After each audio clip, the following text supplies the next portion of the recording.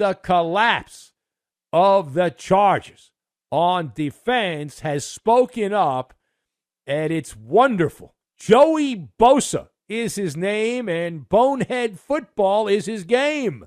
Now, Bosa, who was supposed to be one of the reasons the Chargers won the game, instead was one of the reasons the joyride came to an end, and they lost. He was given a very untimely, unsportsmanlike conduct penalty that led to Jacksonville going for two and pulled the rug from underneath the Chargers. That helped push them across the edge into the abyss.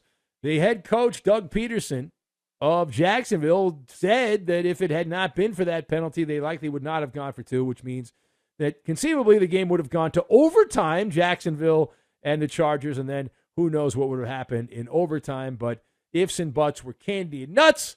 No need to quibble on that. It is not Christmas every day, and the Chargers are not getting ready for a divisional round. Now, Joey Bosa met with the media, and he went on a rant. Now, he acknowledged that in the heat of the moment, things got away from him. That's an understatement. He got lost in the frustration of it all. And I'm going to play this for you. It is a profanity-filled rant directed at the officials. Now, if you have not heard this, I recommend cranking up the radio. It starts out rather benign. It starts out with Joey Bosa admitting that he has some imperfections. And then as the soundbite goes on, it's about a minute, a little over a minute, but as Bosa goes on, you can hear him starting to get more and more and more angry with the situation. So as Warner Wolf used to say back in his day, let's go to the audio tape. I need to be more accountable for my actions, obviously, but it's a heated game, and I'm hurting out there. I'm playing on half a leg. I'm getting dragged to the ground. Whatever could hurt me, along with screwing our team. And yeah, maybe some of them weren't as blatant as I thought, but I don't know. It's I think there just needs to be more accountability on. I mean, if I say something to them, I get a $40,000 fine. But if they blow a call that ruins an entire team's season, they're probably back in the locker room after the game, like, oh, got that.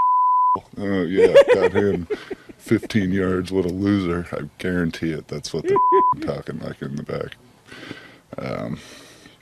Whatever. Power trip. I'm sick of those people, and I'm gonna just about my third F-bomb so far. Sorry, but man, oof. All right, that was Joey Bosa on the officiating in the NFL. So let us discuss the question: how did you grade Joey Bosa's rant?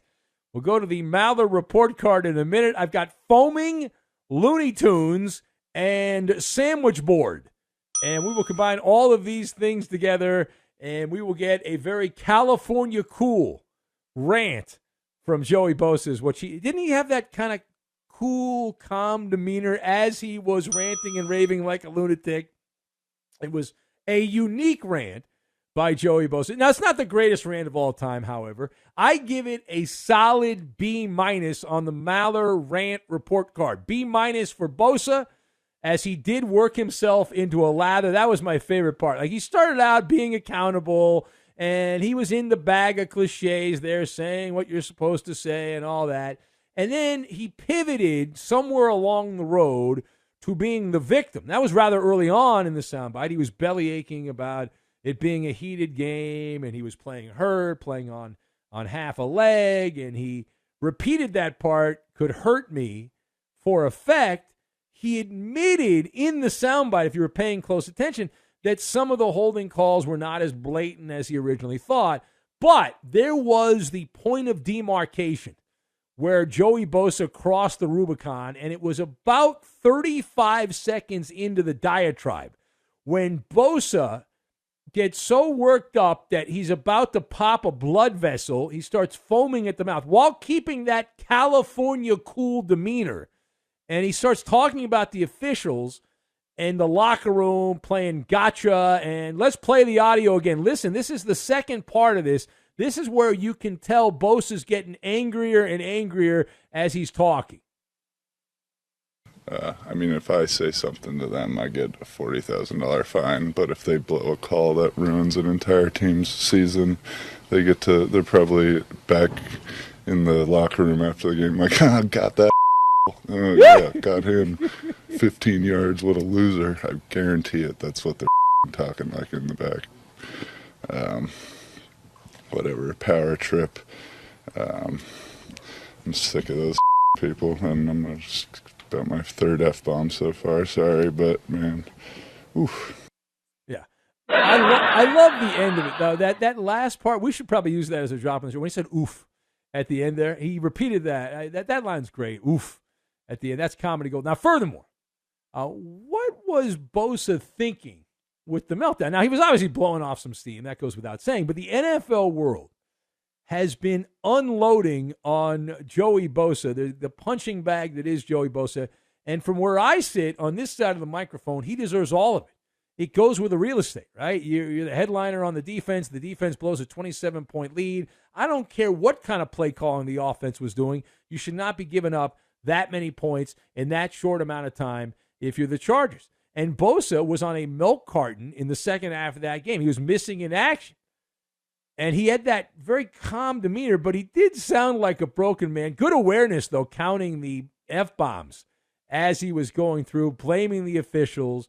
And last I checked, if you're up 27-0, there were some egregious calls in that game, but there was no individual call, or not even a group of calls, that is responsible. It is not on the shoulders of the officials to blow a 27-point lead as a defensive player that you have a chance. You're one of 11 guys on defense, and Bosa didn't play the entire game, and I get all that.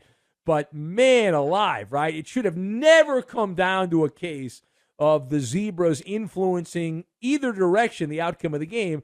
That position is Looney Tunes, is what it is. That is Looney Tunes. The officials are generally the keystone cops of the NFL. Outside of the blatant pre-snap penalty, where it's clear and obvious, right? They have to call the penalty. Most of being a referee is totally subjective. You're essentially calling holding if you want on every play. There's some level of holding. How close do you want to officiate the game? Can you be passive? Can you let them play? We like when they let them play, but then when do you meddle? And there's a fine line. It's like threading a needle and all that. It's like a sob story. Do you want the aggressive official that calls a tight game?